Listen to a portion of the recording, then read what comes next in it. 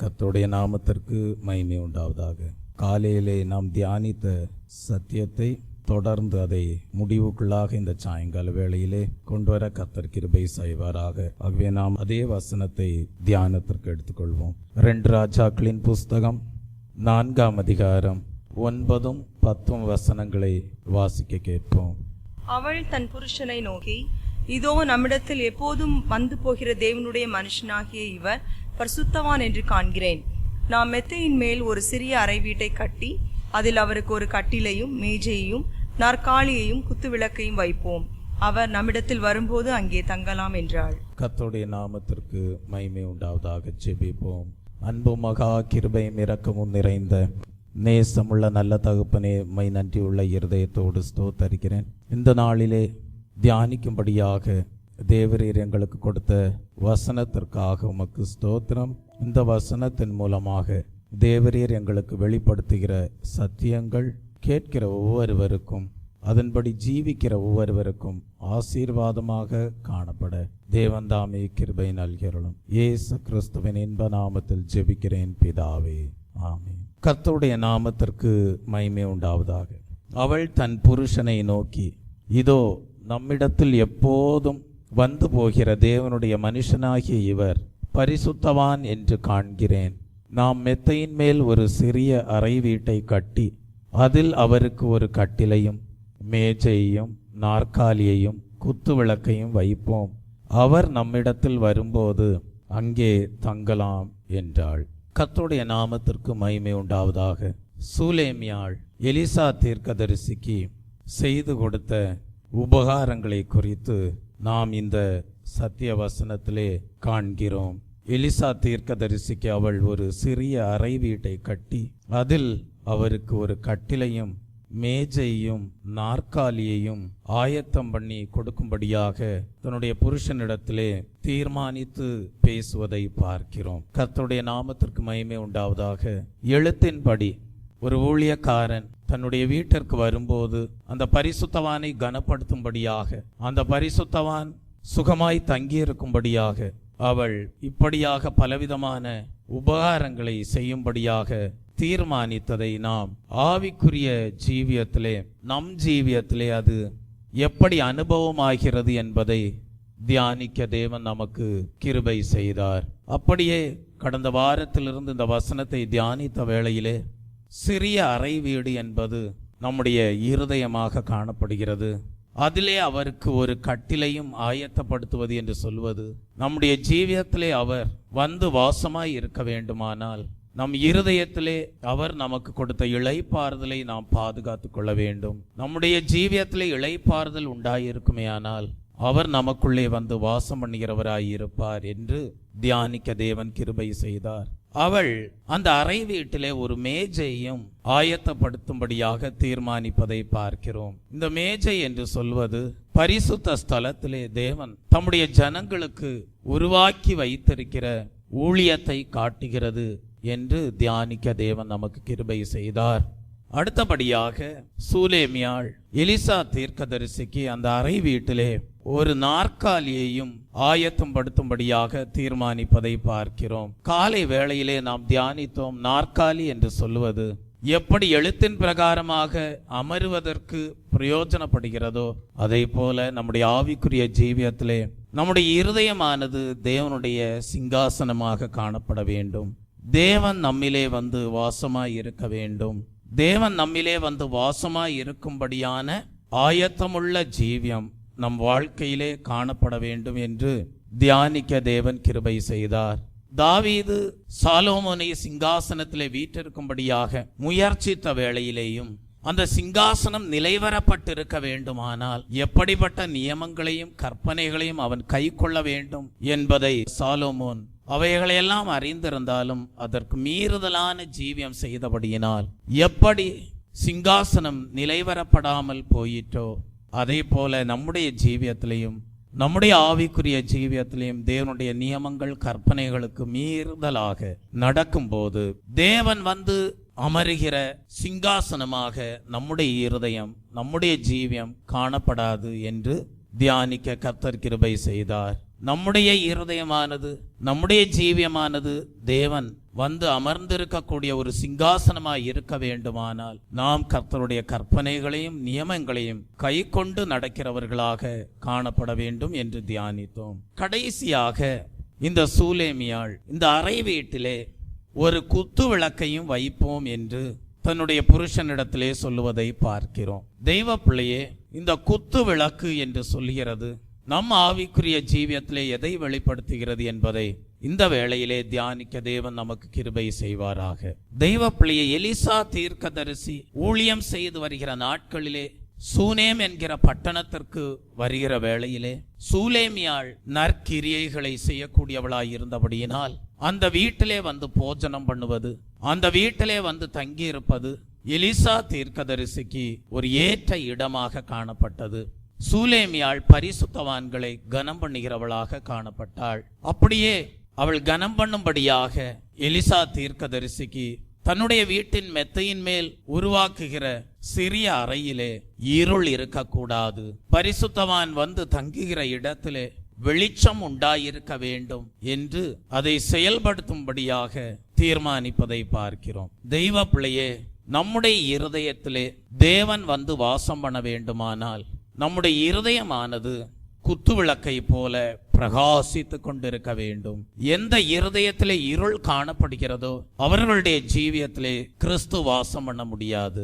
ஆகவேதான் வேதத்திலே நாம் படிக்கிறோம், இருளில் இருக்கிற ஜனங்கள் பெரிய வெளிச்சத்தை கண்டார்கள் என்று. எந்த ஒரு மனிதன் இயேசு கிறிஸ்துவை சொந்த இரட்சகராக ஏற்றுக்கொள்கிறானோ, எந்த ஒரு மனிதன் இயேசு கிறிஸ்துவை தன்னுடைய உள்ளத்திலே ஏற்றுக்கொள்கிறானோ, அன்றைக்கே அவனுடைய இருதயத்தில் இருக்கக்கூடிய இருள் நீங்குகிறது, வெளிச்சம் பிரகாசிக்கிறது. அந்த தெய்வீக வெளிச்சத்திலே கிறிஸ்து வாசம் பண்ணுகிறார். இந்த குத்து விளக்கு என்று சொல்லப்படுகிறது எதை காட்டுகிறது என்றால், யாத்திராகமம் எழுதின புஸ்தகம் 25ஆம் அதிகாரம் 31 முதல் 39 வசனங்களை வாசிக்கும் போது இந்த குத்து விளக்கு பூமியிலே ஸ்தாபிக்கப்பட்டிருக்கிற புதிய ஏற்பாட்டு சபையை தான் குறிக்கக்கூடியதாய் இருக்கிறது. பாவ அந்தகாரம் நிறைந்த இந்த உலகத்திலே தேவன் ஸ்தாபித்த புதிய ஏற்பாட்டு சபைதான் ஆவிக்குரிய ஜனங்களுக்கு தெய்வீக வெளிச்சத்தை கொடுக்கக்கூடிய குத்து விளக்காக காணப்படுகிறது. தெய்வ பிள்ளையே, இந்த முழு உலகத்திலேயும் ஆவிக்குரிய அந்தகாரம் காணப்படுகிறது, ஆவிக்குரிய இருள் காணப்படுகிறது, பலவிதமான இருளுக்குரிய கிரியைகள் காணப்படுகிறது, பலவிதமான இருளுக்குரிய காரியங்கள் இந்த பூமியிலே காணப்பட்டாலும் தேவன் அவற்றின் மத்தியிலே தம்முடைய சபையை ஸ்தாபித்து அது பிரகாசிக்கும்படியாக செய்து வருகிறார். ஆகவே இந்த பூமியிலே நீங்கள் காண்கிற புதிய ஏற்பாட்டு சபை இயேசு கிறிஸ்து தம்முடைய விலையேற பெற்ற இரத்தத்தை சிந்தினதன் மூலமாக ஸ்தாபிக்கப்பட்டிருக்கிறதே. ஆனால் அவர் கொடுத்த பரிசுத்தாவின் அபிஷேகத்தின் மூலமாக ஸ்தாபிக்கப்பட்டிருக்கிறது என்றால் அதை நாம் எந்த அனுபவத்தின் மூலமாக அறிந்து கொள்கிறோம் என்றால் அது பிரகாசித்து எரியக்கூடியதாய் இருக்கிறது. அது பிரகாசித்து எரியக்கூடிய குத்துவிளக்கை போல காணப்படுகிறது.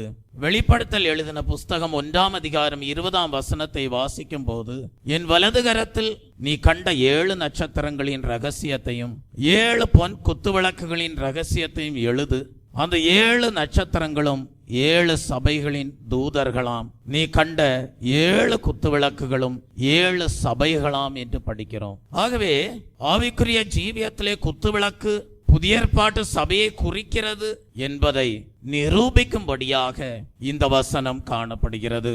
ஆம் தெய்வ பிள்ளையே, நீங்கள் ஆசரிப்பு கூடாரத்திலே பார்க்கும்போது அங்கே ஒரு குத்துவிளக்கு காணப்படுகிறது.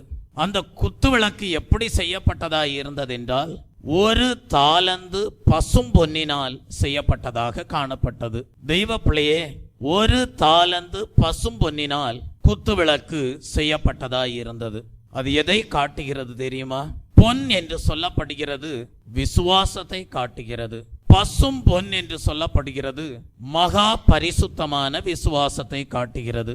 மகா பரிசுத்தமான விசுவாசத்தினாலே ஒரே சபையாக, ஒரே ஆவியினாலே, ஒரே சரீரத்துக்குள்ளாக ஞான ஸ்நானம் பண்ணப்பட்டவர்கள் பூர்ணமாக்கப்பட வேண்டும் என்பதை தான் இந்த குத்துவிளக்கு காட்டுகிறது. Praise the Lord.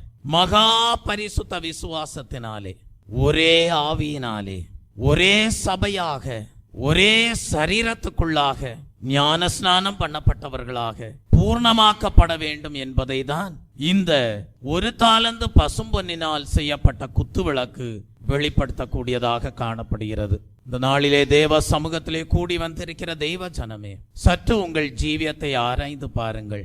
நீங்கள் பிரகாசித்து எரிகிற குத்துவிளக்காக காணப்படுகிறீர்கள் என்றால் இந்த சத்திய வசனத்தின் அடிப்படையிலே உங்களை ஆராய்ந்து பாருங்கள்.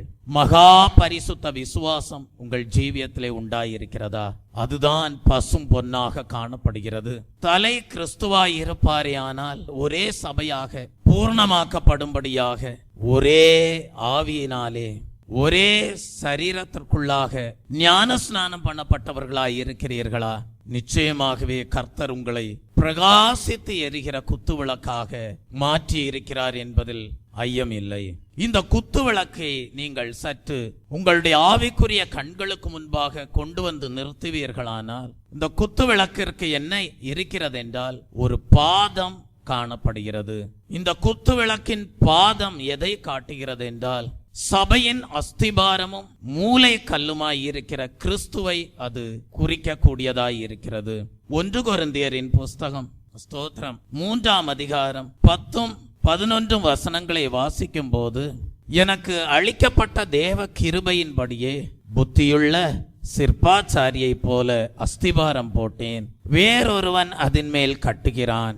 அவனவன் தான் அதன் மேல் இன்னவிதமாய் கட்டுகிறான் என்று பார்க்க கடவன். போடப்பட்டிருக்கிற அஸ்திபாரமாகிய இயேசு கிறிஸ்துவை அல்லாமல் வேறே அஸ்திபாரத்தை போட ஒருவனாலும் கூடாது என்று படிக்கிறோம். எபேசியருக்கு எழுதின புஸ்தகம் 2ஆம் அதிகாரம் 20ஆம் வசனத்திற்கு வரும்போது, அப்போஸ்தலர் தீர்க்கதரிசிகள் என்பவர்களுடைய அஸ்திபாரத்தின் மேல் கட்டப்பட்டவர்களுமாய் இருக்கிறீர்கள், அதற்கு இயேசு கிறிஸ்து தாமே மூலை கல்லாய் இருக்கிறார் என்று படிக்கிறோம். ஆகவே இந்த பாதம் என்று சொல்லப்படுகிறது. எழுத்தின்படியாக குத்துவிளக்கிற்கு ஒரு பாதம் உண்டு. அந்த பாதம் இருந்தால்தான் குத்துவிளக்கு நேராக நிற்க முடியும். அதே போல ஆவிக்குரிய ஜீவியத்திலே புதிய ஏற்பாட்டு சபைக்கு மூலைக்கல்லாக யார் காணப்படுகிறது என்றால் கிறிஸ்து காணப்படுகிறார். அவரோடு இசைவாக அநேக அஸ்திபார கற்கள் காணப்படுகிறது. அந்த அஸ்திபார கற்கள் யார் என்று பார்க்கும்போது அப்போஸ்தலர்கள், தீர்க்கதரிசிகள், மூலைக்கல்லாகிய கிறிஸ்துவிலே இசைவாக இணைக்கப்பட்ட அஸ்திபார கற்களாக காணப்படுகிறார்கள். அடுத்தபடியாக இந்த குத்துவிளக்கிற்கு 7 கிளைகள் காணப்படுகிறது. இந்த 7 கிளைகள் எப்படி காணப்படுகிறது என்றால், ஒரு நடுத்தண்டு காணப்படுகிறது, 6 கிளைகள் காணப்படுகிறது. இந்த குத்துவிளக்கிலே ஒரு நடுத்தண்டு காணப்படுகிறது, 6 கிளைகள் காணப்படுகிறது. இது எதை காட்டுகிறது என்றால், புதிய ஏற்பாட்டு சபையிலே தேவனால் ஏற்படுத்தப்பட்டிருக்கும் பலவிதமான ஊழியங்களை தான் அது குறிக்கிறது. 1 கொரிந்தியரின் புஸ்தகம் 12ஆம் அதிகாரம் 28ஆம் வசனத்தை வாசிக்கும் போது, தேவனானவர் சபையிலே முதலாவது அப்போஸ்தலரையும், 2வது தீர்க்கதரிசிகளையும், 3வது போதகர்களையும், பின்பு அற்புதங்களையும், பின்பு குணமாக்கும் வரங்களையும், ஊழியங்களையும், ஆளுகையையும், பலவிதமான பாஷைகளையும் ஏற்படுத்தினார் என்று படிக்கிறோம். ஆகவே இப்படிப்பட்ட பலவிதமான ஊழியங்களை தேவன் புதிய ஏற்பாட்டு சபையிலே வைத்திருக்கிறார். சபை பிரகாசித்து எரியும்படியாக இப்படிப்பட்ட ஊழியங்களை தேவன் தம்முடைய சபையிலே வைத்திருக்கிறார். அடுத்ததாக இந்த குத்துவிளக்கை குறித்து படிக்கும்போது பரிசுத்த ஸ்தலத்தின் வெளிச்சத்தை குறித்து நாம் படிக்கிறோம். இந்த குத்துவிளக்கு எங்கே காணப்படுகிறது என்றால், ஆசரிப்பு கூடாரத்தின் பரிசுத்த ஸ்தலத்திலே காணப்படுகிறது. குத்துவிளக்கு எப்படி பரிசுத்த ஸ்தலத்திலே காணப்பட்டதோ அதே போல இன்றைக்கு தேவன் ஸ்தாபித்திருக்கிற புதிய ஏற்பாட்டு சபை பாவத்திலிருந்தும் உலகத்திலிருந்தும் வேறு பிரிந்து இருக்க வேண்டும் என்கிற நோக்கத்தோடு தேவன் என்ன செய்திருக்கிறார் என்றால், உலக பிரகாரமான காரியங்களிலிருந்து சபை வேறுபட்டு இருக்க வேண்டும் என்கிற நோக்கத்தோடு பாவ உலகத்திலே சபை பிரகாசித்து எரிய வேண்டும் என்கிற நோக்கத்தோடு அதை வேறு பிரித்திருக்கிறார். ஆகவேதான் பரிசுத்த ஸ்தலத்திற்கு தேவையான வெளிச்சம் எங்கிருந்து கிடைக்கிறது தெரியுமா?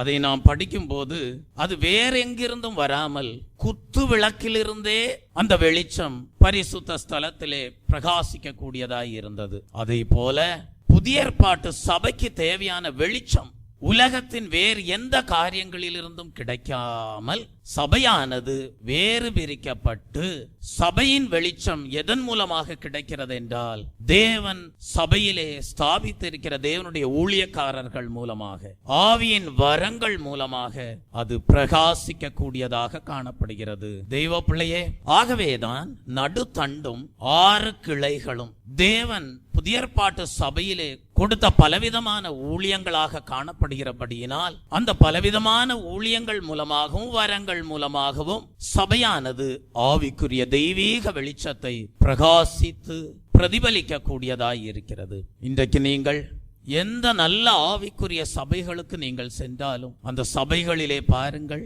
பலவிதமான அற்புதங்கள் நடந்து வருகிறது.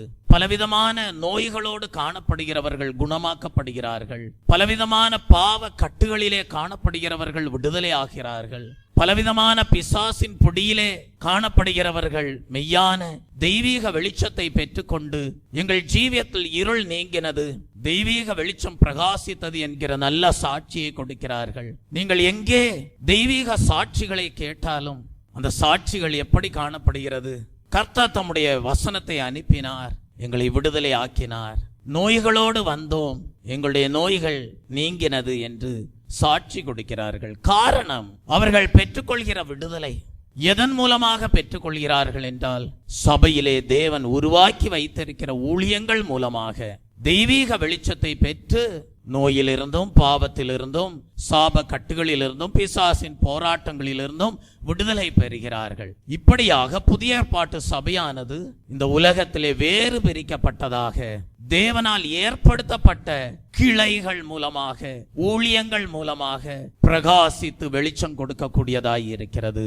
Praise the Lord. அடுத்ததாக இந்த குத்து விளக்கை குறித்து படிக்கும் போது அது பசும் பொன்னினால் அடிப்பு வேலையாய் செய்யப்பட்டதாக காணப்படுகிறது என்று படிக்கிறோம். பசும் பொன்னினால் அடிப்பு வேலையாய் செய்யப்பட்டதாக காணப்பட்டதாம். நீங்கள் அந்த யாத்திராகமம் 25:31 முதல் 39 வசனங்கள் நான் விளக்கம் சொல்லும் போது அதை நீங்கள் படித்து கொண்டே வர வேண்டும். இந்த குத்து விளக்கு பசும் பொன்னினால் அடிப்பு வேலையாய் செய்யப்பட்டதாக காணப்பட்டதாம். இது எதை காட்டுகிறது என்றால் தேவன் தம்முடைய ஊழியக்காரர்களை அழைத்து தெரிந்து கொண்டு அவர்களை தம்முடைய ஊழியத்தை நிறைவேற்றும்படியாக எடுத்து பிரயோஜனப்படுத்தும் போது தேவனுடைய ஊழியர்களுக்கு என்ன வருகிறது என்றால் பலவிதமான எதிர்ப்புகள் வருகிறது, பலவிதமான தடைகள் வருகிறது, அநேக உபத்திரவங்கள் வருகிறது.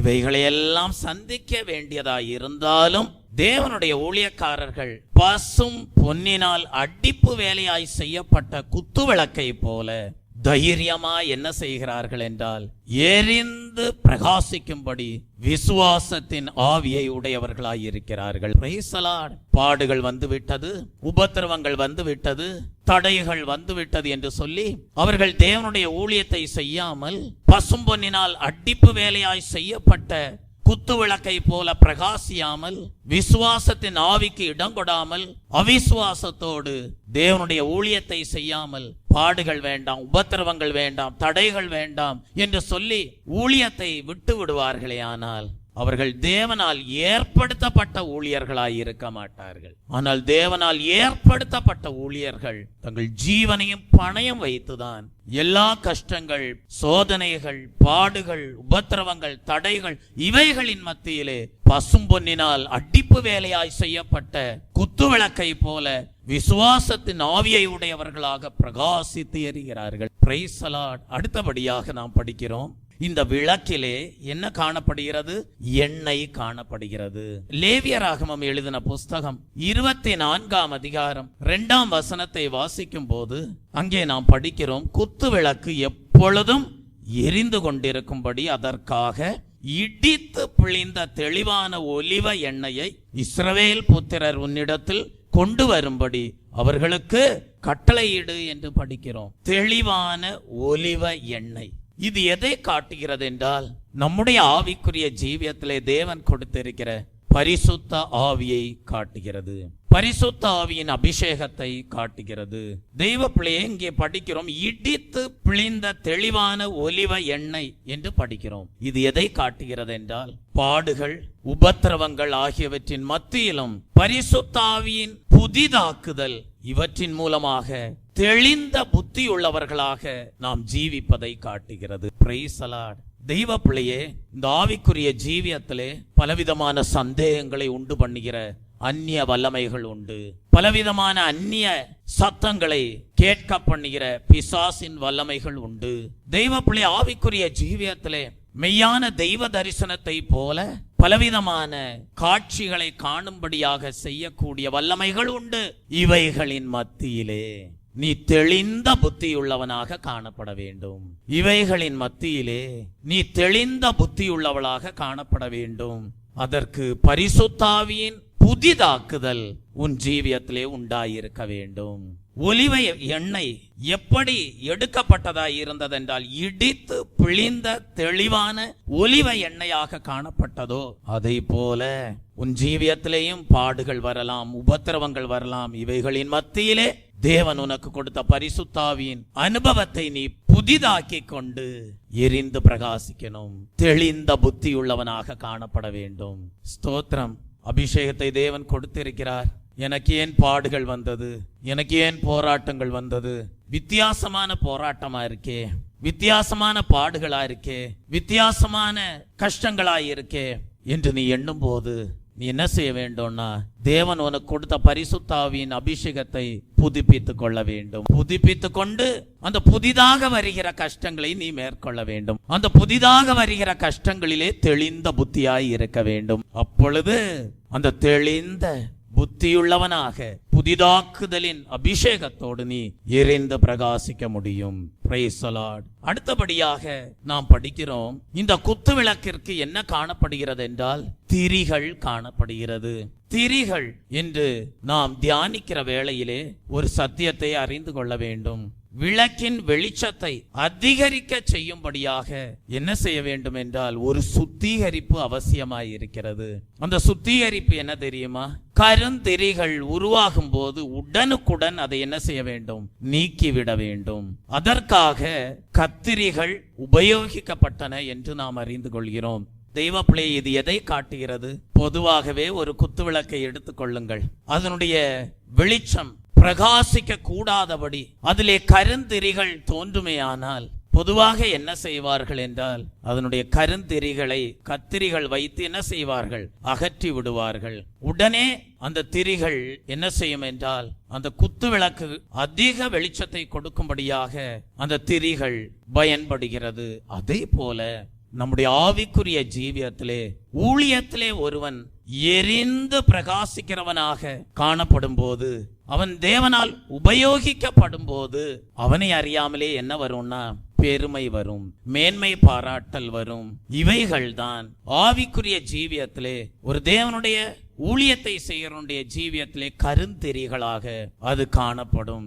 உடனடியாக என்ன செய்ய வேண்டும் என்றால், அந்த பெருமை, அந்த மேன்மை பாராட்டல் என்கிற கருந்திரிகளை பழைய மனுஷனாக அதை களைந்து போட வேண்டும். பழைய மனுஷனாக களைந்து போடுகிறதற்கு அந்த பெருமை, மேட்டிமை எல்லாவற்றையும் அகற்றும்படியாக ஒப்பு கொடுக்கும் போது மீண்டுமாக தேவனால் எடுத்து பிரயோஜனப்படுத்தப்படுகிறான். பிரகாசித்து எரியக்கூடியவனாக காணப்படுகிறான். ஆகவே ஒவ்வொரு தேவனுடைய ஊழியக்காரனுடைய ஜீவியத்திலேயும் இப்படிப்பட்ட கருந்திரிகள் பெருமையாக, மேட்டிமையாக தேவனால் எடுத்து பிரயோஜனப்படுத்துகிற வேளையிலே தோன்றாதபடி, அல்லது அது தோன்றும்படியாக வெளிப்படும் போது, அது அகற்றப்படும்படியாக தேவன் கிரியை செய்யும் போது அதற்கு ஒப்பு கொடுக்க வேண்டும். Praise the Lord.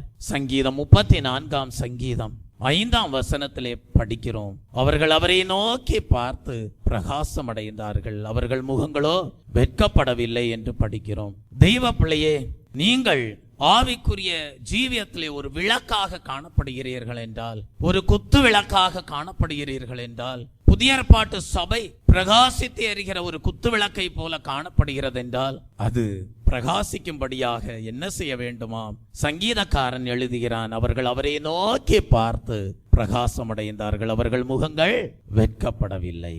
ஆவிக்குரிய ஜீவியத்திலே ஒவ்வொரு நாளும் கர்த்தருடைய முகத்தை நோக்கி பார்த்து பிரகாசமடைய வேண்டியவர்களாக காணப்படுகிறோம்.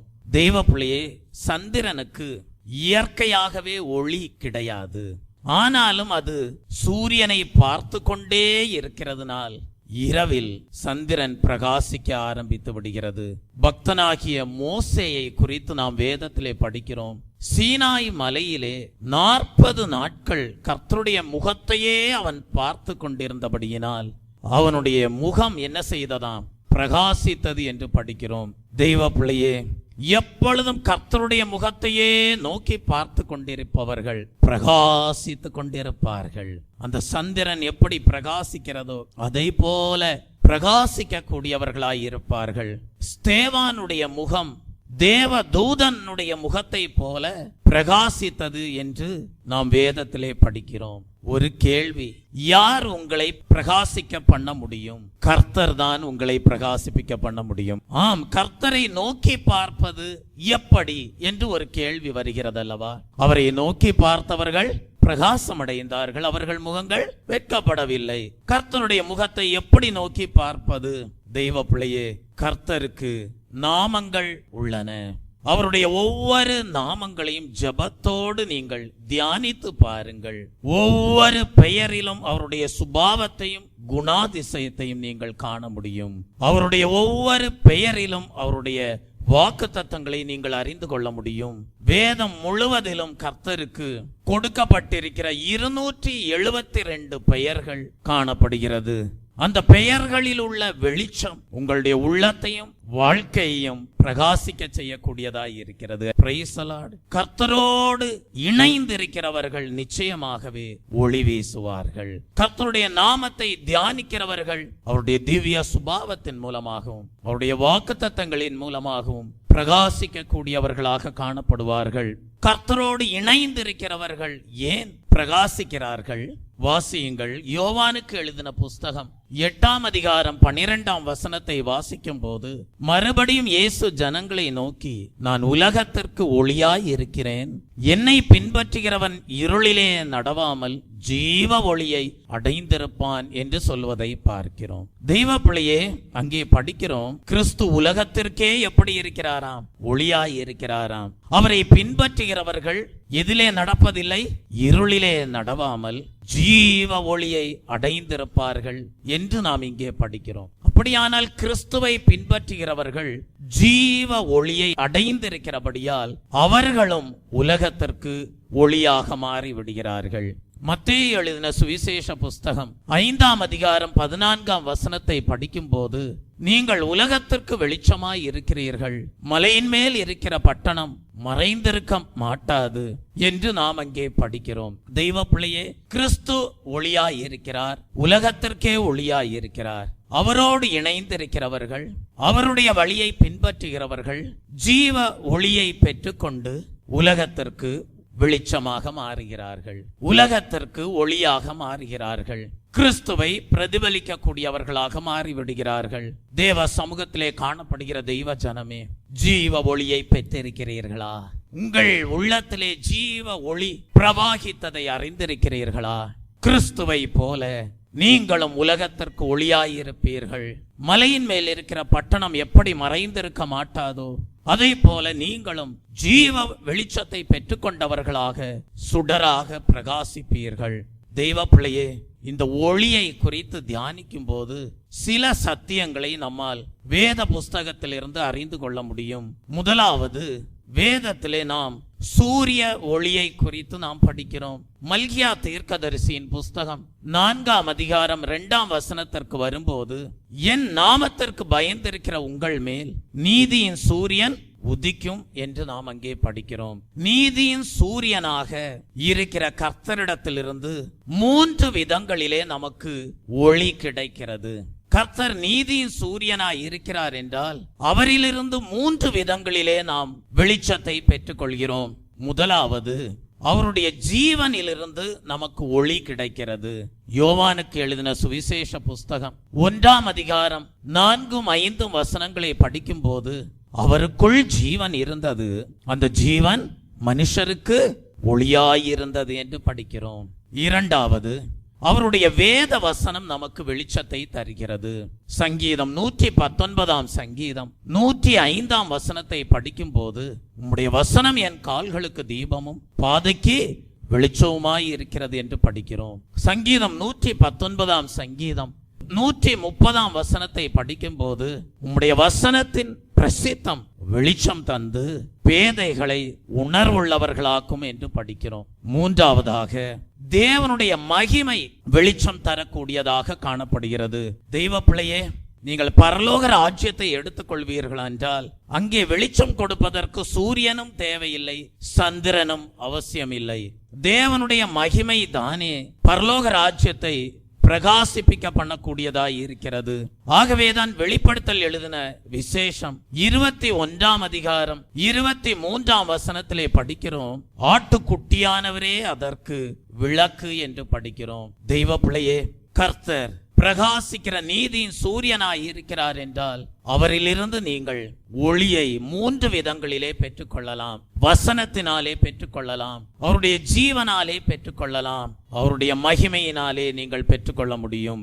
தெய்வ பிள்ளையே, அதே நேரத்தில் தேவனுடைய பிள்ளைகளும் எப்படி விளங்குவார்கள் என்று நாம் அறிந்து கொள்கிறோம் என்றால் சூரியனை போல விளங்குவார்கள் என்று நாம் அறிந்து கொள்கிறோம். வாசியுங்கள், மத்தேயு எழுதின சுவிசேஷ புஸ்தகம் 13ஆம் அதிகாரம் 43ஆம் வசனத்தை படிக்கும் போது, அப்பொழுது நீதிமான்கள் தங்கள் பிதாவின் ராஜ்யத்திலே சூரியனை போல பிரகாசிப்பார்கள் என்று படிக்கிறோம். தெய்வ பிள்ளையே, இன்றைக்கு கர்த்தர் நீதியின் சூரியனாய் இருப்பாரே ஆனால் அவரிலிருந்து நீங்கள் 3 விதங்களிலே வெளிச்சத்தை பெற்று ஜீவிக்கிற அனுபவத்திலே காணப்படும் போது பரலோக ராஜ்யத்திலும் பிதாவின் ராஜ்யத்திலே நீங்கள் நீதிமான்களாக சூரியனை போல பிரகாசிக்க கூடியவர்களாக காணப்படுவீர்கள். உங்களுக்கு தெரியுமா, சில தேவனுடைய பிள்ளைகள் ஒரு குறிப்பிட்ட காலகட்டத்திலே சூரியனை போல பிரகாசிக்கிறார்கள், ஆனால் பின்பு ஆதி அன்பிலே குறைவுபட்டு அனலும் இல்லாமல் குளிரும் இல்லாமல் தடுமாறுகிறவர்களாக காணப்படுகிறார்கள், பின்வாங்கி போய்விடுகிறார்கள்.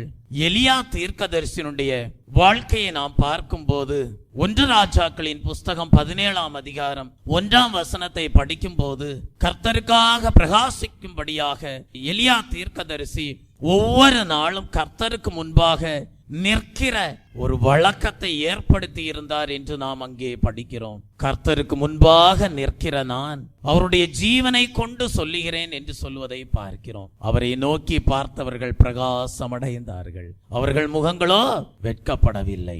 இந்நாட்களிலே உங்களுடைய ஆவிக்குரிய ஜீவியம் எப்படி காணப்படுகிறது? அந்த எலியாவை போல கர்த்தருக்கு முன்பாக நிற்கிற நான் என்று ஜீவனை கொண்டு சொல்லக்கூடிய அனுபவத்திலே காணப்படுகிறீர்களா? அவருடைய வசனத்தை பெற்றுக்கொண்டு வெளிச்சத்தை பிரதிபலிக்கிறீர்களா? அவருடைய மகிமையை பெற்றுக்கொண்டு அவருடைய வெளிச்சத்தை பிரதிபலிக்கிறீர்களா? தெய்வ பிள்ளையே, அவரோடு இணைந்து ஜீவிக்கிறவர்களாக காணப்படுகிறீர்களா? தெய்வ பிள்ளையே, அவருடைய ஜீவனை பெற்றுக்கொண்டவர்களாக காணப்படுகிறீர்களா? கிறிஸ்து உங்களிலே உருவாகும் அளவும் கர்ப்ப வேதனை படுகிறேன் என்று பவுல் சொல்லுகிறான். கிறிஸ்து உங்களிலே உருவான அந்த ஜீவன் உங்களுக்குள்ளே காணப்படுவதனாலே பிரகாசிக்கிற அனுபவம் உங்கள் வாழ்க்கையிலே உண்டாயிருக்கிறதா? சற்று ஆராய்ந்து பாருங்கள். அப்படி உண்டாயிருக்குமே ஆனால் கர்த்தர் நீதியின் சூரியனாய் இருக்கிறபடியினால் அவருடைய வெளிச்சத்தை பெற்றவர்களாகவும் காணப்படுகிறீர்கள். இரண்டாவது, ஒளியை குறித்து நாம் படிக்கும் போது சந்திரனின் வெளிச்சம் என்று நாம் படிக்கிறோம். சங்கீதம் 72ஆம் சங்கீதம் 7ஆம் வசனத்தை படிக்கும் போது அவருடைய நாட்களில் நீதிமான் செழிப்பான், சந்திரன் உள்ளவரைக்கும் மிகுந்த சமாதானம் இருக்கும் என்று படிக்கிறோம். ஆம் தெய்வ பிள்ளையே, கர்த்தர் தம்முடைய மணவாட்டி சபையை சந்திரனுக்கு ஒப்பிட்டு வெளிப்படுத்தி இருப்பதை நம்மால் படிக்க முடியும். உன்னத பாட்டின் புஸ்தகம் 6ஆம் அதிகாரம் 10ஆம் வசனத்தை படிக்கும் போது அங்கே நாம் படிக்கிறோம், சந்திரனை போல அழகும் சூரியனை போல பிரகாசமும் கொடிகள் பறக்கும் படையை போல கெடியும் உள்ளவளாய் அருணோதயம் போல உதிக்கிற இவள் யார் என்று மணவாட்டியாம் சபையை குறித்து நாம் அங்கே படிக்கிறோம். தெய்வ பிள்ளையே, நீங்கள் எவ்வளவுக்கு அதிகமாக கர்த்தரை நோக்கி பார்க்கிறீர்களோ அவ்வளவுக்கு அதிகமாக உங்களிலே பிரகாசம் அதிகமாக காணப்படும். சங்கீதம் 121 சங்கீதம் 1 படிக்கிறோம், எனக்கு ஒத்தாசை வரும் பர்வதங்களுக்கு நேராய் என் கண்களை ஏறெடுக்கிறேன் என்று.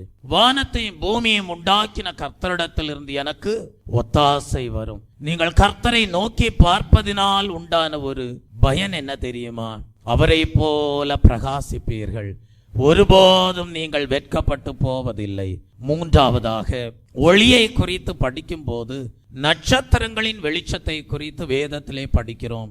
தானியேல் தீர்க்கதரிசியின் புஸ்தகம் 12 அதிகாரம் 3 படிக்கும் போது ஞானவான்கள் ஆகாய மண்டலத்தின் ஒளியை போலவும் அநேகரை நீதிக்குள் படுத்துகிறவர்கள் நட்சத்திரங்களைப் போலவும் என்றென்றைக்கும் உள்ள சதா காலங்களிலும் பிரகாசிப்பார்கள் என்று படிக்கிறோம்.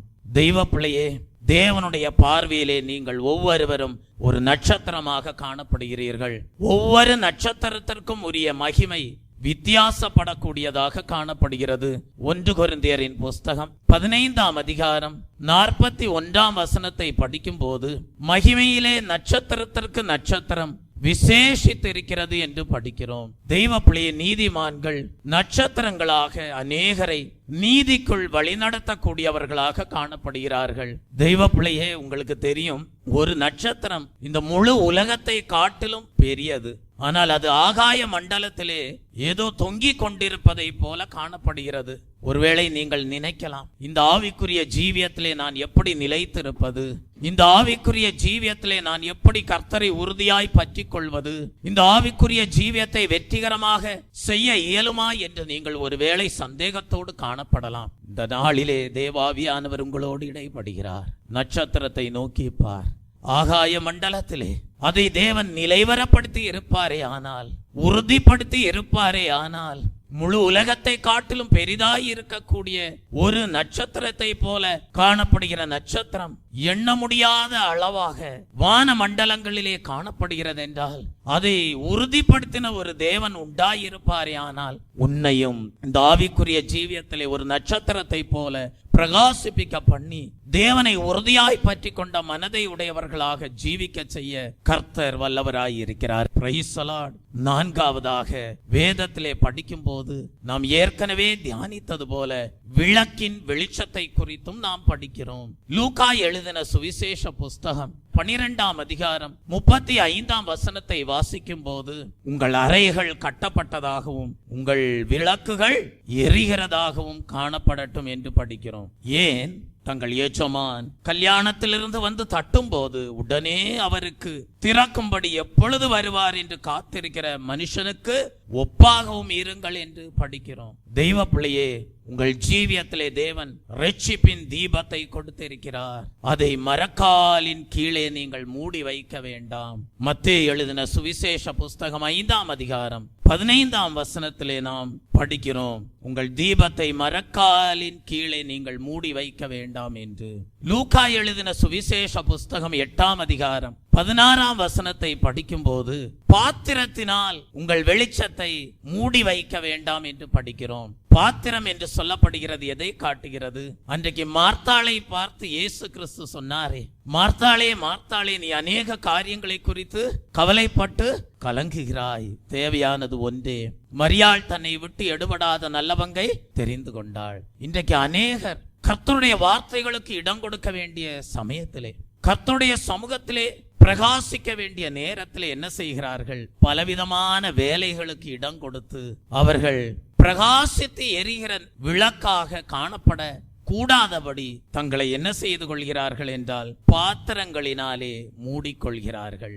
3வது நாம் படிக்கிறோம், சிலர் விளக்கை கொளுத்தி என்ன செய்கிறார்களாம்? கட்டிலின் கீழே வைத்து விடுகிறார்கள் என்று படிக்கிறோம். லூக்கா எழுதின சுவிசேஷ புஸ்தகம் 8 அதிகாரம் 16 வாசிக்கும் போது சிலர் விளக்கை கொளுத்தி அந்த வெளிச்சம் வெளியே பிரகாசிக்க கூடாதபடி என்ன செய்கிறார்கள்? கட்டிலின் கீழே வைத்து விடுகிறார்கள். அது எதை காட்டுகிறது? அநேகர் தங்களுடைய ஆவிக்குரிய ஜீவியத்திலே பிரகாசிக்கிறவர்களாக காணப்பட்டவர்கள் எல்லாரும் பின்னாட்களிலே சோம்பேறித்தனமாக தூங்கிக் கொண்டிருக்கிறவர்களாக மாறிவிட்டார்கள். ஆகவே அவர்களுடைய வெளிச்சம் பிரகாசிக்க கூடாதபடி, அவர்களை தேவன் எடுத்து பிரயோஜனப்படுத்த கூடாதபடி அவர்களுடைய வெளிச்சம் கட்டிலுக்கு கீழே மறைக்கப்பட்டு விட்டது. பிரகாசிக்கும்படியாக நீங்கள் அழைக்கப்பட்டிருக்கிறீர்கள்.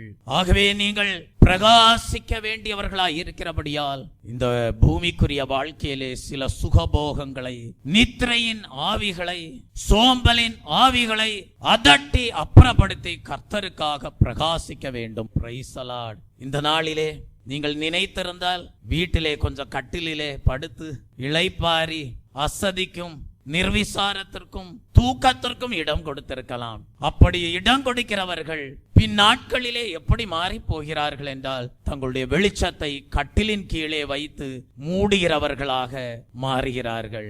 கர்த்தரால் அவர்களை எடுத்து பிரயோஜனப்படுத்த முடியவில்லை. ஆகவே இந்த நாளிலே தேவன் எச்சரிக்கிறார், பாத்திரத்தினால் உன் வெளிச்சத்தை மூடிவிடாதே. ஒரு தலபலவரதபதுலபகலவரதபதுலபே, கட்டிலின் கீழே உன் வெளிச்சத்தை மறைத்து கொள்ளாதே. ஒரு தலபலவரதபதுலபே, மரக்காலால் உன் வெளிச்சம் பிரதிபலிக்க கூடாதபடி மூடி வைத்து விடாதே. கர்த்தர் உன்னை எரிந்து பிரகாசிக்கும்படியாக அழைப்பை கொடுத்திருக்கிறார். ஐந்தாவதாக, வேதத்தை நாம் படிக்கும் போது பலிபீடத்தின் வெளிச்சம் என்று நாம் படிக்கிறோம். லேவியராகமம் எழுதின புஸ்தகம் 6ஆம் அதிகாரம் 12, 13 வசனங்களை படிக்கும் போது தெய்வ பிள்ளையே, பலிபீடத்தில் இருந்த வெளிச்சத்தை குறித்து நாம் அங்கே படிக்கிறோம். பலிபீடம் என்று சொல்லப்படுகிறது, எழுத்தின்படியான ஒரு பலிபீடம் உண்டு. அதிலே பழைய ஏற்பாட்டின் காலத்திலே படிக்கிறோம், எலியாவின் நாட்களிலே பலிபீடத்திலே அக்கினி இறங்கி அதிலே வைத்திருந்த விறகுகளையும் தண்ணீரையும் பட்சித்து போட்டது என்று, அங்கே காணப்பட்ட பலிபீடத்தின் பொருட்களை பட்சித்து போட்டது என்று நாம் வேதத்திலே அறிகிறோம். எழுத்தின்படியாக ஒரு பலிபீடம் காணப்பட்டது என்றால், ஆவிக்குரிய ஜீவியத்திலே பலிபீடம் என்று சொல்லப்படுகிறது எதை காட்டுகிறது என்றால், அது நம் ஆத்துமாவை தான் காட்டுகிறது. இந்த ஆத்துமாவிலே ஒரு தெய்வீக வெளிச்சம் உண்டாயிருக்க வேண்டும். ஆத்துமாவிலே இருள் இருக்கக்கூடாது. ஆத்துமாவிலே தெய்வீக வெளிச்சம் உண்டாயிருக்க வேண்டும். அதற்கு தேவன் என்ன செய்கிறார்? ஆச்சரியமான ஒளியினிடத்தில் தேவன் நம்மை வரவழைத்திருக்கிறார். ஆச்சரியமான ஒளி, அதுதான் என்ன? பரிசுத்தாவியின் வெளிச்சம். அந்த ஆச்சரியமான வெளிச்சத்தை முற்காலங்களிலே இருளுக்குள்ளாக காணப்பட்ட ஆத்துமாவிலே தேவன் பிரதிபலிக்க செய்து, இன்றைக்கு பரிசுத்த ஆவியின் தெய்வீக வெளிச்சத்தினாலே, அக்கினியினாலே ஆத்துமாவிலே தெய்வீக வெளிச்சம் பிரகாசிக்க செய்திருக்கிறார். ரோமருக்கு எழுதின புஸ்தகம் 12ஆம் அதிகாரம் 1ஆம் வசனத்தை வாசிக்கும் போது, நீங்கள் உங்கள் சரீரங்களை பரிசுத்தமும் தேவனுக்கு பிரியமுமான ஜீவ பலியாக ஒப்பு கொடுக்க வேண்டும் என்று தேவனுடைய இரக்கங்களை முன்னிட்டு உங்களை வேண்டிக் கொள்கிறேன். இதுவே நீங்கள் செய்யத்தக்க புத்தியுள்ள ஆராதனை. அப்ப இந்த வசனத்துல படிக்கிறோம், உங்கள் சரீரங்களை பரிசுத்தமும் தேவனுக்கு பிரியமுமான ஜீவ பலியாக ஒப்பு கொடுக்க வேண்டும் என்று தேவனுடைய இரக்கங்களை முன்னிட்டு வேண்டிக் கொள்கிறேன். ஜீவ பலினா என்ன? ஏற்கனவே ஒரு செய்தியில நான் இதை பற்றி சொன்னேன். நீங்க சில நல்ல தீர்மானங்களோடு, நல்ல உடன்படிக்கையோடு தேவனோடு ஒப்புரவாகும் போது, உங்களையே தேவனுடைய கரத்திலே சமர்ப்பிக்கும் போது, உங்கள் ஆவி ஆத்ம சரீரத்தை கர்த்தருக்கென்று முழுமையாக ஒப்பு கொடுக்கும் போது, கர்த்தர் அதை ஏற்றுக்கொண்டார். கர்த்தர் உங்களுடைய ஜீவியத்தை காணிக்கையாக ஏற்றுக்கொண்டார். கர்த்தர் உங்களை பழுதற்ற பலியாக ஏற்றுக்கொண்டார் என்பதை எப்படி அறிந்து கொள்வீர்கள்? நீங்கள் உங்களை சமர்ப்பிக்கும் போது, நீங்கள் உங்கள் ஜீவியத்தை அர்ப்பணிக்கும் போது, தேவன் அதை அங்கீகரிக்கும்படியாக தம்முடைய பரிசுத்த ஆவியையும் அக்கினியையும் அனுப்பி உங்களை அங்கீகரித்து ஏற்றுக்கொள்கிறார். Praise the Lord. அன்றைக்கு எலியாவுடைய நாட்களில் அதான் நடந்தது. எலியா பலிபீடத்தை உண்டாக்கி அந்த பலிபீடத்திலே விறகுகளையும் பலி பொருட்களையும் ஆயத்தப்படுத்தி வைத்து ஜபத்திலே கடந்து போன போது, அவனுடைய பலியை அங்கீகரிக்கும்படியாக தேவன் அக்கினியை அனுப்பினார். அன்றைக்கு எழுத்தின்படியான அக்கினி, எழுத்தின்படியான பலியை பட்சித்தது என்றால், இன்றைக்கு உன்னுடைய ஜீவியத்தின் மூலமாக தேவன் பிரகாசிக்க விரும்புகிறார். உன்னுடைய ஆத்துமாவிலே தேவன் பிரகாசிக்க விரும்புகிறார். உன்னிலே தேவன் பிரகாசிக்க வேண்டுமானால், உன் ஆத்துமாவிலே பரிசுத்த ஆவியும் அக்கினியும் பிரகாசிக்க வேண்டுமானால் முதலாவது நீ உன்னை ஜீவ பலியாக கர்த்தருக்கென்று ஒப்பு கொடுக்க வேண்டும். கர்த்தருக்குன்னு முழுமையா ஒப்பு கொடுக்காம பரிசுத்தாவி கிடைக்கலன்னு சொல்லிட்டு இருந்தா அதனுடைய அர்த்தம் இன்னைக்கும் தேவன் உங்களை ஜீவ பலியாக ஏற்றுக்கொள்ளவில்லை என்பதை நாம் அறிந்து கொள்கிறோம். Praise the Lord. உங்கள் உள்ளமாகிய பலிபீடத்தின் மேல் அக்கினியை போடும்படியாக தான் இயேசு கிறிஸ்து இந்த பூமிக்கு வந்தார். அது எப்பொழுதும் பற்றி எரிந்து கொண்டே இருக்க வேண்டும். உங்கள் ஜீவியம் அனலுள்ளதாய் இருக்க வேண்டும். லூக்கா எழுதின சுவிசேஷ புஸ்தகம் 12ஆம் அதிகாரம் 49ஆம் வசனத்தை வாசிக்கும் போது, பூமியின் மேல் அக்கினியை போட வந்தேன், அது இப்பொழுதே பற்றி எரிய வேண்டும் என்று விரும்புகிறேன் என்று நாம் அங்கே படிக்கிறோம். பூமியின் மேல் அக்கினியை போட வந்தேன். அது எதை காட்டுகிறது? நம்முடைய உள்ளம், நம்முடைய ஆத்துமாவிலே தேவன் அவருடைய பரிசுத்தாவியையும் அக்கினியையும் போட்டு அனலுள்ள ஜீவியம் செய்கிறவர்களாக தேவனுக்காக எரிந்து பிரகாசிக்க வேண்டும் என்று விரும்புகிறார். நீதிமொழிகளின் புஸ்தகம் 3ஆம் அதிகாரம் 18ஆம் வசனத்தை படிக்கும் போது, அப்படி கர்த்தருடைய அக்கினியை பரிசுத்தாவியை உள்ளத்திலே ஆத்துமாவிலே பெற்று பிரகாசிக்கிறவர்களுடைய அனுபவம் எப்படி இருக்கும்? அங்கே படிக்கிறோம், குணசாலியான ஸ்திரீயின் விளக்கு இரவிலேயும் அணையாதிருக்கும் என்று படிக்கிறோம்.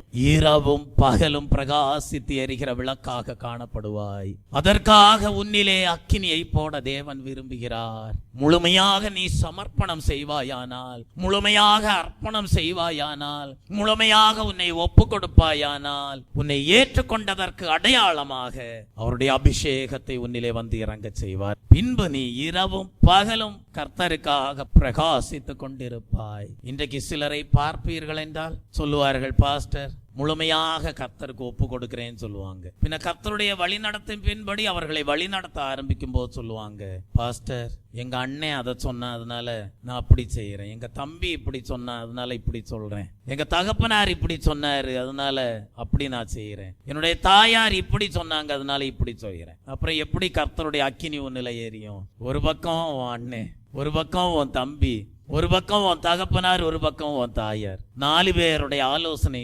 ஆனால் ஒரு பக்கம் கர்த்தர் நின்று கொண்டு 24 மணி நேரமும் இரவும் பகலும் உன்னிலே பிரகாசிக்கும்படியாக விரும்புகிறார். ஆனால் உன்னிலே சமர்ப்பணம் இல்லை, உன்னிலே அர்ப்பணம் இல்லை, உன்னிலே முழுமையாக ஜீவ பலியாக ஒப்பு கொடுக்கும்படியான இருதயம் இல்லை. ஆனால் இந்த நாளிலே தேவாவியானவர் உன்னோடு இடைப்படுகிறார். அவர் உன்னை அங்கீகரிக்கும்படியாக பரிசுத்த அக்கினியை உன் ஆத்துமாவிலே கொடுக்க விரும்புகிறார்.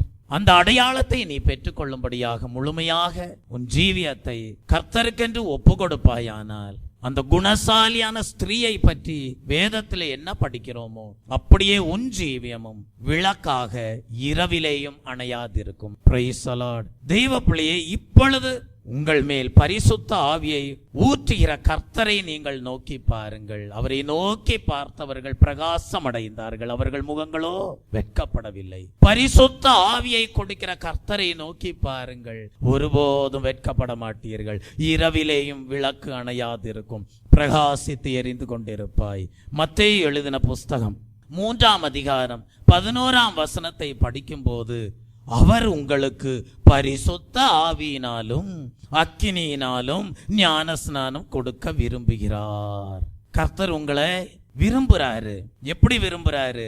உங்களுக்கு பரிசுத்த ஆவியினாலும் அக்கினியினாலும் உங்களுக்கு ஞான ஸ்நானம் கொடுக்க விரும்புகிறார். உங்களுக்கு ஞான ஸ்நானம் எடுத்துக்கொண்ட தெய்வ பிள்ளைகளே, உங்களை அக்கினி ஜுவாலையாக எடுத்து பிரயோஜனப்படுத்த தேவன் விரும்புகிறார். அதைதான் தெய்வ பிள்ளையே வேதத்திலே படிக்கிறோம், ஆவியிலே அனலாயிருங்கள் என்று.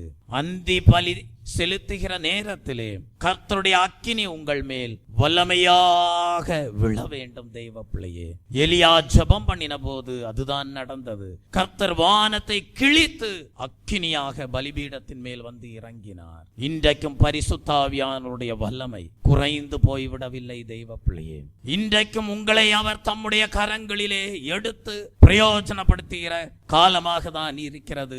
நீங்கள் ஜெபிக்கும் போது அந்த அக்கினி வந்து இறங்கும். Praise the Lord. 7 நட்சத்திரங்களை கைகளிலே ஏந்தி 7 பொன் குத்து விளக்குகளின் நடுவிலே உலாவுகிறவர் உங்களை சூரியனாக, உங்களை சந்திரனாக, உங்களை நட்சத்திரங்களாக, உங்களை எரிந்து பிரகாசிக்கிற விளக்குகளாக பலிபீடத்தின் அக்கினியாக பயன்படுத்த விரும்புகிறார். எழும்பி பிரகாசி, உன் ஒளி வந்தது. அவரை நோக்கி பார்த்தவர்கள் பிரகாசமடைந்தார்கள், அவர்கள் முகங்களோ வெட்கப்படவில்லை. தெய்வ பிள்ளையே, இந்த சாயங்கால வேளையிலே எழும்பி பிரகாசிக்கும்படியாக உங்களை முழுமையாக சமர்ப்பணம் செய்யுங்கள். 2 சாமுவேலின் புஸ்தகம் 22ஆம் அதிகாரம் 29ஆம் வசனத்திலே படிக்கிறோம், கர்த்தராகிய தேவரீர் என் விளக்காயிருக்கிறீர், கர்த்தர் என் இருளை வெளிச்சமாக்குகிறவர் என்று படிக்கிறோம். அநேக தேவ ஜனங்கள் முற்காலங்களிலே பிரகாசித்துக் கொண்டிருந்தவர்கள் ஏன் இன்றைக்கு அனல் இல்லாதவர்களாக மாறி போனார்கள் தெரியுமா? அதற்கு காரணம், அவர்கள் சில கஷ்டங்களும் பிரயாசங்களும் பாடுகளும் சோதனைகளும் வந்த வேளைகளிலே கர்த்தரை முன்னிறுத்தாமல், தேவனை முன்னிறுத்தி ஆவிக்குரிய ஜீவியத்தை செய்யாமல் பூமிக்குரிய ஜனங்களை சார்ந்து கொண்டார்கள். ஆகவேதான் அவர்களால் எரிந்து பிரகாசிக்க முடியவில்லை. ஆனால் யோபு என்கிற ஒரு பக்தனை குறித்து வேதத்திலே படிக்கிறோம். அவனுடைய ஜீவியத்திலேயும் கஷ்டங்கள் வந்தது, போராட்டங்கள் வந்தது. அவனுடைய ஆடு மாடுகளை எல்லாம் அவன் இழந்து போனான். ஆஸ்தி ஐஸ்வர்யங்கள் எல்லாம் சூறையாடப்பட்டது. அவனுடைய ஜீவியத்திலே வியாதிகள் வந்தது. ஆனால் அவன் மனுஷனை சார்ந்து கொள்ளவில்லை. அந்த எல்லா கஷ்டங்களின் சூழ்நிலைகளிலேயும் அவன் கர்த்தராகிய தேவரீர் என் விளக்காயிருக்கிறீர், கர்த்தர் என் இருளை வெளிச்சமாக்குகிறவர் என்கிற வாக்குத்தத்த வசனத்தின்படி அவன் கர்த்தரை சார்ந்து கொண்டான். ஆகவே அவன் என்ன சொல்லுகிறான்? யோபுவின் புஸ்தகம் 29ஆம் அதிகாரம் 3ஆம் வசனத்தை படிக்கும் போது, அப்பொழுது அவர் தீபம் என் தலையின் மேல் பிரகாசித்தது, அவர் அருளின வெளிச்சத்தினால் இருளை கடந்து போனேன் என்று சொல்லுகிறான். உன் வாழ்க்கையிலே கஷ்டங்கள் வந்தபோது கர்த்தரை தீபமாக கொண்டு, கர்த்தருடைய தீபம் தலையின் மேல் பிரகாசித்தது, அதனால் இருளை கடந்து போனேன் என்று சொல்லக்கூடியவனாக காணப்படுகிறாயா? அல்லது உன்னுடைய கஷ்ட நாட்களிலே கர்த்தரை சார்ந்து கொள்ளாமல் மனுஷனை நம்பி கர்த்தருடைய வெளிச்சம் பிரகாசிக்க கூடாதபடி தெய்வீக திட்டத்திலிருந்து, தெய்வீக நோக்கத்திலிருந்து, தெய்வீக அழைப்பிலிருந்து வழிவிலகி போனாயா என்பதை இந்த சாயங்கால வேளையிலே சற்று நீ ஆராய்ந்து பார். எசேக்கியேலின் நாட்களிலே என்ன சம்பவித்தது? வேதத்திலே படிக்கிறோம், வெளிச்சம் அணைந்து போனது என்று படிக்கிறோம். வாசியுங்கள். 2 நாளாகமம் புஸ்தகம் 29ஆம் அதிகாரம் 7ம் 8ம் வசனங்களை வாசிக்கும் போது, அவர்கள் பரிசுத்த ஸ்தலத்தில் இஸ்ரவேலின் தேவனுக்கு சர்வாங்க தகன பலி செலுத்தாமலும் தூபம் காட்டாமலும் விளக்குகளை அணைத்து போட்டு மண்டபத்தின் கதவுகளையும் பூட்டி போட்டார்கள் என்று படிக்கிறோம். தெய்வ பிள்ளையே, அங்கே வெளிச்சம் இருந்தது, அங்கே பிரமாணம் இருந்தது, அங்கே உபதேசம் உண்டாயிருந்தது, கர்த்தருடைய பிரசனம் அங்கே உண்டாயிருந்தது.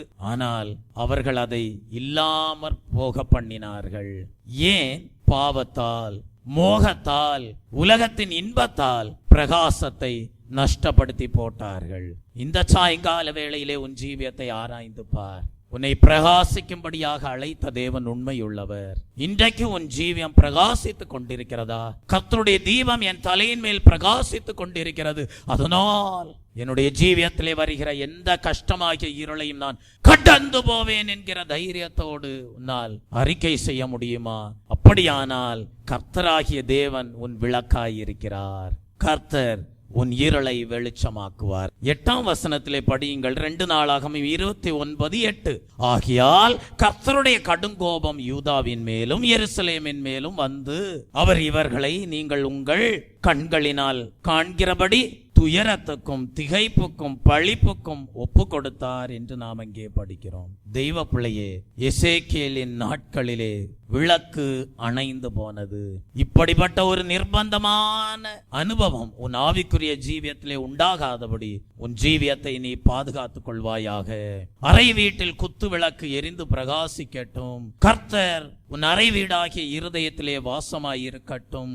தெய்வ பிள்ளையே, ஒரே ஒரு கருத்தை 1-2 வசனங்களை சொல்லி முடிக்க தேவன் கிருபை செய்வாராக. உன் விளக்கு பிரகாசித்து எரிய வேண்டுமானால், பரிசுத்த ஆவியானவர் உனக்குள்ளாக இருந்து அக்கினியாக பிரதிபலிக்க வேண்டுமானால், பிரகாசிக்க வேண்டுமானால், உன் நல் மனசாட்சியை நீ பாதுகாத்துக் கொள்ள வேண்டும். ரோமருக்கு எழுதின புஸ்தகம் 2ஆம் அதிகாரம் 15ஆம் வசனத்திலே படிக்கிறோம், நம்முடைய மனசாட்சி நல்ல சாட்சி கொடுக்க வேண்டும் என்று நம் ஜீவியத்தை குறித்து நாம் அங்கே படிக்கிறோம். 15ஆம் வசனத்தை படியுங்கள். அவர்களுடைய மனசாட்சியும் கூட சாட்சி இடுகிறதினாலும் குற்றமுண்டு, குற்றமில்லை என்று அவர்களுடைய சிந்தனைகள் ஒன்றையொன்று தீர்க்கிறதுனாலும் நியாயப்பிரமாணத்திற்கேற்ற கிரியை தங்கள் இருதயங்களிலே எழுதியிருக்கிறது என்று காண்பிக்கிறார்கள். விளக்கு எரிந்து பிரகாசிக்க வேண்டுமானால் அதிலே தெளிவான எண்ணெயாகிய சுத்த மனசாட்சி காணப்பட வேண்டும். ரோமர் 9:1-2 படிக்கிறோம். அங்கே பரிசுத்த பவுல் சொல்லுகிறார், கிறிஸ்துவுக்குள் உண்மையை சொல்லுகிறேன் என்று பரிசுத்த ஆவிக்குள் என் மனசாட்சியும் சாட்சி கொடுக்க வேண்டும் என்று சொல்வதை பார்க்கிறோம். அப்போஸ்தலர் 24:16 படிக்கிறோம், நான் தேவனுக்கும் மனுஷனுக்கும் முன்பாக எப்பொழுதும் குற்றமற்ற மனசாட்சி உடையவனாயிருக்க பிரயாசப்படுகிறேன் என்று அங்கே சொல்லி இருப்பதை பார்க்கிறோம். ஆம் தெய்வ பிள்ளையே, மனசாட்சி, பரிசுத்த ஆவி, வேத வசனம் இவையெல்லாம் அந்தகாரத்தை நீக்குகிற ஒளியாக காணப்படுகிறது. 2 கொரிந்தியர் 1:12 வாசிக்கிறோம், மாம்சத்திற்கேற்ற ஞானத்தோடே நடவாமல் தேவனுடைய கிருபையினாலே நாங்கள் உலகத்திலேயும் விசேஷமாக உங்களிடத்திலேயும் கபடமில்லாமல் திவ்ய உண்மையோடே நடந்தோம் என்று எங்கள் மனது எங்களுக்கு சொல்லும் சாட்சியே எங்கள் புகழ்ச்சியாய் இருக்கிறது என்று கொரிந்து சபைக்கு பரிசுத்த பவுல் எழுதுகிறார். தெய்வ பிள்ளையே, அப்போஸ்தலர் 18:6 சொல்லுகிறார், நான் சுத்தமாயிருக்கிறேன் என்று தன்னை குறித்து சொல்லுகிறார். நம்முடைய ஜீவியத்திலே தெய்வ பிள்ளையே, இப்படிப்பட்ட ஒரு நல்ல சுத்த மனசாட்சி இருக்குமே ஆனால் அந்த எண்ணெயினோடு அந்த சுத்த மனசாட்சி என்கிற தெளிவான எண்ணெயினாலே உன் விளக்கு பிரகாசிக்க கூடியதாய் இருக்கும். பலவிதமான சோதனைகளை கடந்து இஸ்ரவேல் ஜனங்கள் அந்த எகிப்திலிருந்து கானான் தேசத்திற்கு நேராக பிரயாணப்பட்ட வேளையிலே அவர்களுக்கு கர்த்தருடைய வெளிச்சம் உண்டாயிருந்தது. இஸ்ரவேல் ஜனங்களின் மீது கர்த்தருடைய தீபம் உண்டாயிருந்தது. அவருடைய ஜீவியத்திலே இடரல் உண்டாயிருக்கவில்லை. காரணம், பகலிலே மேகஸ்தம்பம், இரவிலே அக்கினி ஸ்தம்பம் அவர்களை பாதுகாத்தது என்று படிக்கிறோம். உன்னை பாதுகாக்கிற கரம் பிரகாசிக்கிற கரமாயிருக்கிறது. சத்துரு உன்னை காண முடியாது. நல்மனசாட்சி பாதுகாத்து ஜீவிக்கிறவர்களிடத்தில் கர்த்தர் பிரவேசித்து பிரகாசிக்க கூடியவராயிருப்பார். கண்களை மூடுவோம், ஜெபிப்போம். சூனேமியாள் அறை வீட்டில் ஒரு குத்து விளக்கை ஆயத்தம் பண்ணினாள். எலிசா தீர்க்கதரிசி வந்து தங்கி இருக்கும்படியாக, உன் உள்ளத்திலே இயேசு கிறிஸ்து வந்து தங்கி இருக்கும்படியாக இருள் அகலட்டும், தெய்வீக வெளிச்சம் பிரகாசித்துக் கொண்டே இருக்கட்டும். ஒரு இருள் அகலட்டும், தெய்வீக வெளிச்சம் வீசட்டும். தெய்வீக வெளிச்சத்தினுடைய கர்த்தருடைய மகிமை பிரகாசிக்கும். கர்த்தர் உனக்குள்ளே வாசமாயிருப்பார். ஹல்லேலூயா, ஹல்லேலூயா, ஹல்லேலூயா, ஹல்லேலூயா, ஹல்லேலூயா, ஹல்லேலூயா, ஹல்லேலூயா. இந்த சாயங்கால வேளையிலே நான் சுத்தமாயிருக்கிறேன் என்று சொல்லும்படியான ஒரு நல் மனசாட்சி உங்களிலே காணப்பட வேண்டும் என்று தேவன் விரும்புகிறார். உங்களை பழுதற்ற பலியாக ஏற்றுக்கொள்ளும்படியாக கர்த்தர் வாஞ்சையாயிருக்கிறார். உங்களிலே பரிசுத்த ஆவியையும் அக்கினியையும் அனுப்பி உங்களை ஜீவபலியாக ஏற்றுக்கொண்டிருப்பதை அடையாளமாக உங்களிலே விளங்க செய்ய விரும்புகிறார். ஒரு தலபலபரதபதிலபகலபரதபதிலபரதபதிலபே என்னை ஜீவபலியாய்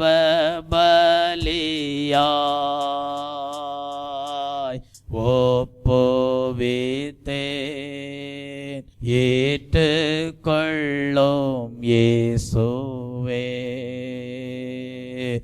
என்னை ஜீவபலியாய் ஒப்புவித்தேன், ஏற்றுக்கொள்ளும் இயேசுவே.